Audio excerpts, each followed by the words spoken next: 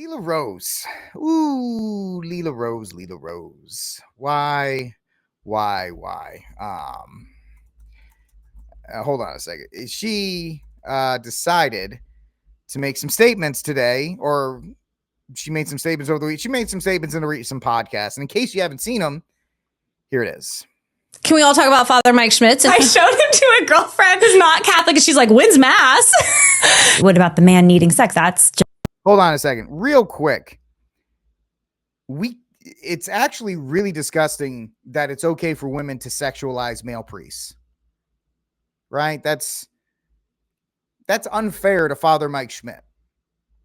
Father Mike Schmidt is a good man, at least from what I can see on his digital profile. He seems to be a man that is really doing the best he can, and yet he is, oh, look at it, he's so cute. And then they're going to talk about, it's like, ladies, you sound like you're being pushed by your libido in that statement, but let's listen to Lila Rose on this statement. That's just a cultural narrative that basically says men are like animals and they have to be able to do this sexual thing. Otherwise, they're going to go crazy. And the reality is there's whole vocations that are celibate. And these are virile men, men's men. Some of the most masculine of men I know are priests. We need food. We need air to breathe. We don't need sex. It's a gift of coming together, and it's designed to bring life into the world. I think the sexiest thing about a guy is like their self-control. And my husband has amazing self-control. So after baby number 4, when we started practicing NFP, it was like we couldn't do it sometimes when we wanted to. And that kind of made things a little steamier, like not gonna lie. It's hard on him too, don't get me wrong. People will say, well, oh, do you just do other things for your husband? So why Lila has decided that this is going to be something that she wants to talk about is just proof that the grift conquers all. And she has moved on from pro-life issues to content issues. And it's kind of disgusting the way, first of all, let's just throw this out there. You need, it's called the Marital Act. You need the Marital Act in order to consummate a marriage. So when she says they don't need it, well, you need it in that regard. So there's one there. Second, this may be out of line, but this kind of reeks that she's kind of mad at her husband, and she's just kind of like yelling about, we don't need it all the time. You don't need it all the time. Oh, okay. You want to know why Catholic ink is bad for men? Is because of this. Men, first of all, way too many women in Catholic ink trying to preach. There's famous quotes about not letting women be preachers or teachers for a reason. Secondly, men will watch this, and then men will watch Andrew Tate, and they'll go, yeah, I'm going to go hang out with Andrew Tate. Because what she's talking about is not a reflection of something that the Catholic Church desperately needs right now, which is authentic masculinity. Right? Authentic masculinity. And there is the idea that, listen, they don't need it. They don't need, and her whole thing is like, we need air and we need food. Well, the Marital Act is designed for, what is somebody in the Bible, somebody will know this quote, a man and a woman will leave their families and become one. I don't think Lila understands the become one part. It is a gift that our Lord has reserved for marriage. Now, of course, society has absolutely destroyed it. And there's a lot of boomer Catholics and there's a lot of left Caths, quote unquote, that have destroyed it. And there's a lot of priests that have destroyed it as well. But there's entire sections of the Catechism that are devoted to Catholic sexual ethics. And for Lila to come out on a very prominent podcast, say whatever you will, she's a very prominent podcast because you got a lot of money behind her, and to say things like this really does, and she doubled down on it. She's like, man, they don't need it. So what Lila is doing here is she's creating a barrier between husbands and wives. Under no authority is she is essentially telling women that would listen to her podcast, you can deny your husband. Now there are much smarter men that have talked about this. There are saints and there are Catholic books written about this by much smarter people than Lila in this case. Sorry, Lila, this is not your wheelhouse. I don't even know what the hell her wheelhouse is, because she doesn't talk about pro-life issues anymore. And when she does it really badly.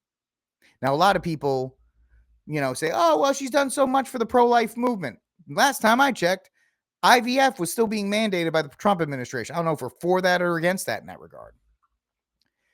But this is really putting men and women in a really awful spot. Now, you could say, well, the Holy Mother's a Holy Mother. She was born without sin. St. Joseph was given supernatural grace. If you know the story about St. Joseph and the Holy Mother, right? St. Joseph was married to the most beautiful woman of all time, right? If we're going to talk about goat conversations, the Holy Mother, she's the goat, most beautiful woman to ever exist, sinless. And in order to, and of course, St. Joseph had taken a vow of chastity before, but he was given supernatural grace. So that wasn't even a thing for him. Okay. Notice how I said supernatural grace. Now you can have vows and things like that, but it's not an appropriate conversation for two women to have. First of all, if you're Lila's husband, yes, Cesar, I'm trying to get around that, but I'm kind of clumsy. There's a whole Father Ripperger has a great talk on this. It was on an Instagram feed one time. Father Ripperger talks about that fact. Now, I you have to find it. I should have. He said, you can't deny your husband or your wife. Wives can't deny husbands. Husband can't deny wives. Within reason, he says. Within reason, obviously. But you have Lila here saying, nope, you don't need it. Blank off. And it's the feminization, the covert feminism that takes over every single Catholic and conservative e-girl.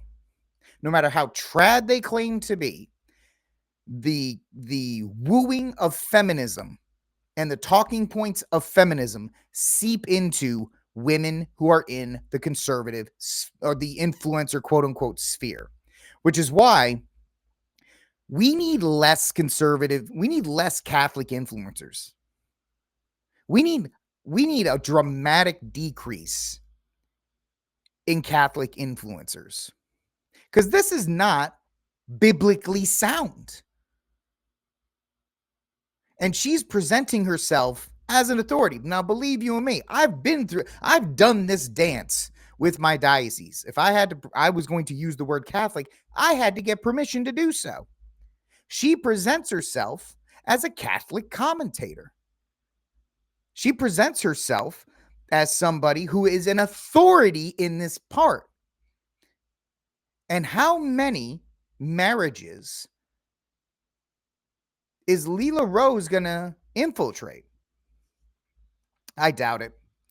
I don't even know who her bishop is. I doubt nobody. I think she was in Rome last week.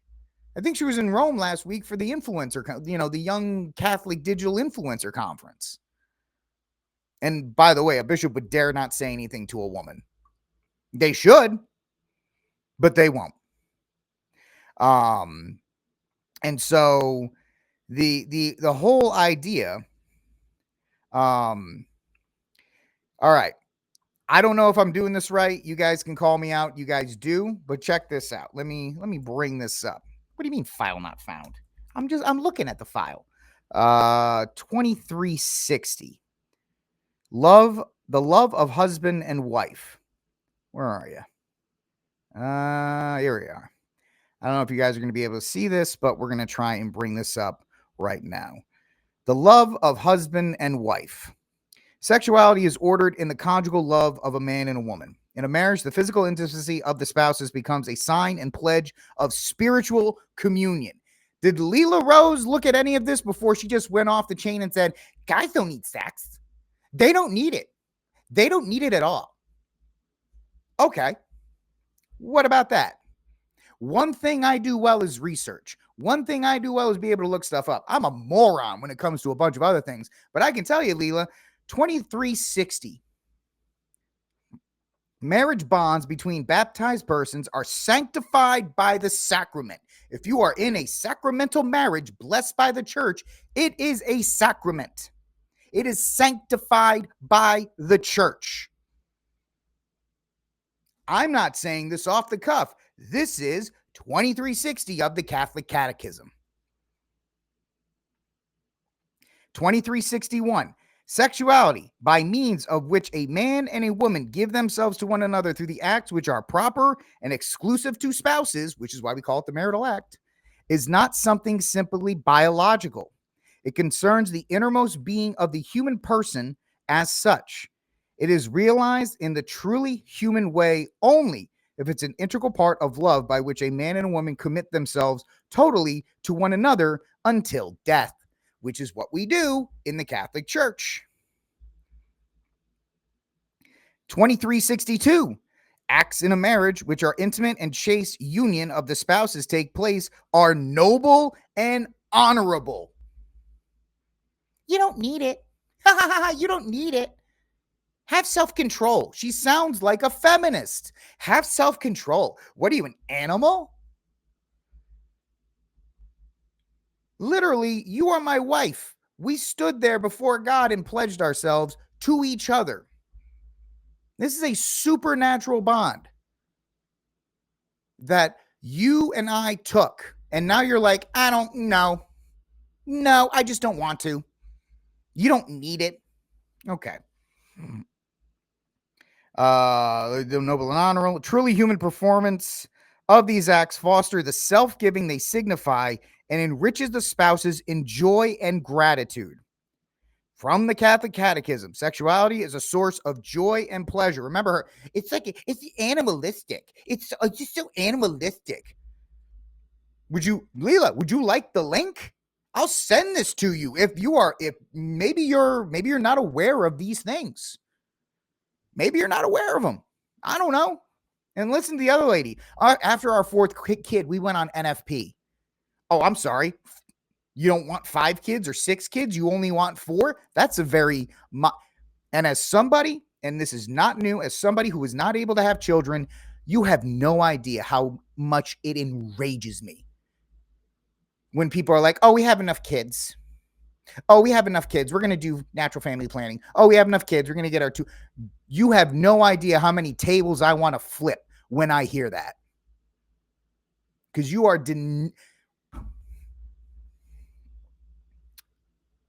you don't know how much it makes me angry. But let's just do 2263. The spouses' union achieves the twofold end of marriage: the good of the spouses themselves and the transmission of life. Okay, Lila, so should my wife and I, we can't have kids? Okay. I guess, okay, that's it. We're okay. I mean, we haven't had a kid yet. Maybe God has a plan for me when I'm 50. Right? Maybe he's going to be like, boop. Like, hey, Rick, there you go. Because God, all things are possible with God. So never say no to that. Where was I? The good of the transmission of life. These two meanings, the two meanings of value of marriage, cannot be separated without altering the couple's spirit. Listen to this. The values of marriage cannot be separated without altering the couple's spiritual life and compromising the good of the marriage and the future of the family. What? And listen, call me out. I may be out of line. I'll be more than happy. It's semi-demonic what she's saying. When I say demonic, I mean it's not rooted in the good, true, and beautiful when she says that. So Lila, and she doubled down on it, guys. She doubled down on it. And the fact that she's going to try and convince women in healthy Catholic marriages to go to their husbands and just be like, nah, we're fine. Lila Rose told me you don't need it. Lila Rose is not in this marriage. Lila Rose has got to go deal with her own marriage. And she needs to keep her big fat nose out of everybody else's. But when you become an influencer and when you have all of these things put into place where you are chasing clicks and you are chasing influence and you are chasing money and you are chasing, in some aspects, power. I can say this. I'm Lila Rose. I have all these followers on Instagram and YouTube, and I don't care what those men say. They're misogynistic anyway. You need to correct. Lila, I will send you this. In fact, that I will do this right now in real time so y'all can watch me. Might as well. We'll have some fun with it. Lila Grace Rose, you are wrong in your analysis of what is proper within a marriage. Please, I can't spell. Consult. What sections is this? I'm stupid. What section is this? Sections 2360 through 2363. Sections 2360 to 2363 of the Catechism. I can't spell it, so I just kind of let it roll. There we go. Boom. Done. All right. She's wrong. She has the Jezebel spirit. Absolutely the Jezebel spirit here. Where am I? All right. We're not in any of these. We're back to Lila Grace Rose. So I just can't sit back. And not because I'm a misogynistic pig that thinks, guys should get it whenever they want, man. No. I ain't talking about that. We ain't doing that. Catholic marriages, and I'm a Catholic supremacist, are superior to secular marriages. There is more on the line within a Catholic marriage than a regular courthouse marriage. Because it is my job, and it is every male who is married in this audience's job to get to heaven. You have to get your wife to heaven. That will be something you have to account for. As far as the wives, it is your job. Lila, guess what, darling? At the 4 final things, you're going to be asked about that. I think. I may not be right. Call me out if I'm wrong. Call me out if I am wrong. But every action, every thought, every word that is spoken and uttered out of our mouth, we will need to be held to account for. Remember that. And this is not me. This is me being charitable. This is me being charitable right now. Please read the catechism I just sent you. Please understand the evil you are doing. And you are not doing it for the good of anything but your own self-interests.